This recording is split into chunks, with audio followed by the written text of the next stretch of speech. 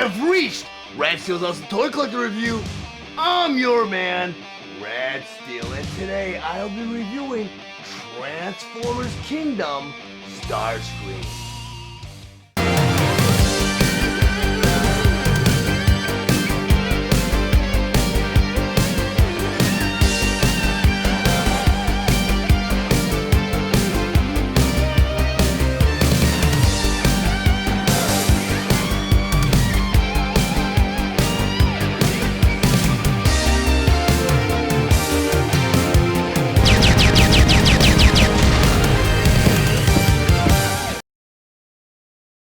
Transformers Kingdom War for Cybertron Trilogy Starscream. But before I get to the actual review, I want to go over some of the magnificent details on this packaging. Up front here you have a blister tray containing both Starscream and all of his accessories.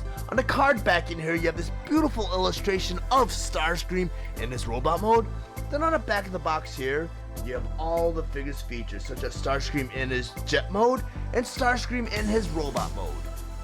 Transformers Kingdom War for Cybertron Trilogy Core Class Starscream. Starscream's Hasbro ID number is WFC-K12.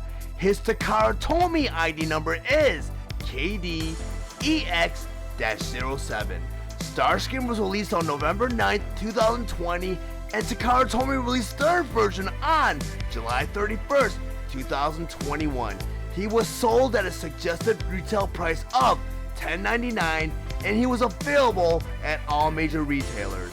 Starscream was released along with other Transformers Kingdom Core Class Wave 2 figures, Megatron, Vertebrake, and Rat Trap. He was re-released in Wave 3 along with Optimus Prime, Soundwave, and Dracodon.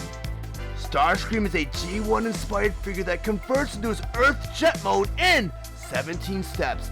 His accessories include his two classic null rays and instructions. Starscream stands 3.5 inches tall and he's meant for fans ages 8 and up.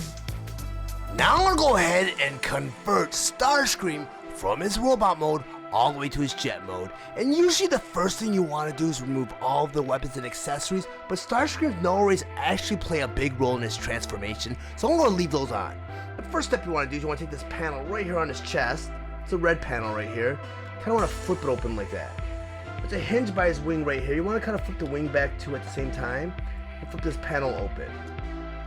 And you kind of want to get this. We're going to do it to the other side, but this is a little trickier because this panel right here appears to be the cockpit, but actually it's just a panel. It plays no role in forming the cockpit and transformation. So you're going to flip that open, and like I mentioned earlier on, you have that hinge right there by the wing. You want to make sure that folds back and the panel opens up. And again, I'm going to make sure the null rays are secure because they fall out very easy. Next step of the transformation, you got this head right here, and right here you have a little hinge right at the center of the chest. Go and bring his head all the way down like that. You extend it out like that. So it should look like that so far. Then on his backpack, this is actually his nose cone. And I want you to go ahead and flip this backpack up and around and near the head. Like that. Then over here by the shoulder pylons, I would just kind of flip that up a little bit like that because you want to make a clearance. And I'll show you in a second why. Because you also have to do that with the legs. You bring the legs down a little bit. Because this whole back piece right here with the panels has to rotate all the way around. It needs to clear the shoulder pylons here. It needs to clear the legs back there. Comes all the way around like that. The next step of the transformation, what they want you to go ahead and do is they want you to go ahead and bring the legs together. And inside the leg you got a peg right there. You got a little porthole right there. You want to go ahead and peg those together like that. Let me go ahead and fix the arms. Kind of bumped it. Make sure, again, the null rays are insecure and they keep on kind of popping out. You want to take the leg piece right here and you want to merge it with the backpack. Like that. And this goes in just like that. Next part of the transformation, you want to take the nose cone right here. You want to extend it so it goes right into in between the shoulder pylons and the upper chest piece right here. You want to take that whole upper piece and it's kind of on a hinge. It's accordion hinge. You just bring it in and you just merge it with the rest of the jet. So the jet should look like this so far. Then what you want to do, you want to turn this around. With Starscream's head, you want to go ahead and rotate it all the way around. You want to bring everything up. And the reason you rotate Starscream's head is so you can conceal his face while he's in jet mode, which is a really cool piece of engineering that they've incorporated to kind of hide that. Because, I mean, there's a lot of engineering with this figure, even at this scale. I mean, they put a lot of love in this version of Starscream.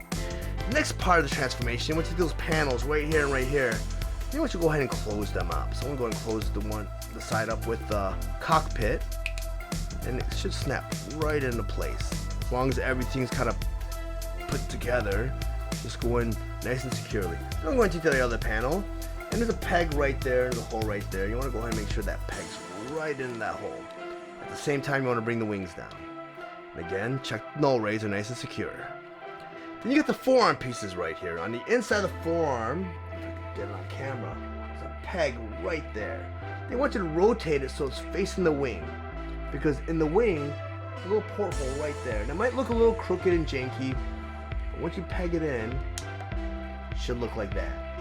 And like I said again, make sure the null rays are in there. We'll do it to the other side. Take that forearm, rotate it so the peg is up. Just peg it right into the wing, and this time the null ray came out. Fit that in like that. And you just put the null ray back in. There's a little porthole right here on the shoulder. And just peg that right back in like that.